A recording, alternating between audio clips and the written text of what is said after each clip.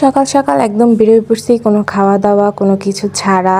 প্রথমে গেলাম কলেজে গিয়ে কলেজে কিছু টাকা বাকি ছিল, সেইটা ন্যাশনাল ব্যাংকে জমা দিই এবং চলে আসি এই হোটেলে সকালে নাস্তা করার জন্য।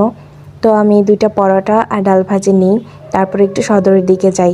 সদরে যাব কারণ আমার ভাই বোনের জন্য কিছু কেনাকাটা করার আছে। তারপরে একটা দোকানে ঢুকে আম্মুর জন্য একটা হিজাব কিনে নেই। আবার চলে যাচ্ছিলাম কিছু কেনাকাটা করার জন্য ভাই বোনের জন্য। তো প্রথমে আমি চন্দ্রবিন্দুতে ঢুকে আসলে আমি অনেক কয়েকটা ডিজাইন দেখি, বাট কিসের জন্য যেন আমার চয়েস হইতেছিল না।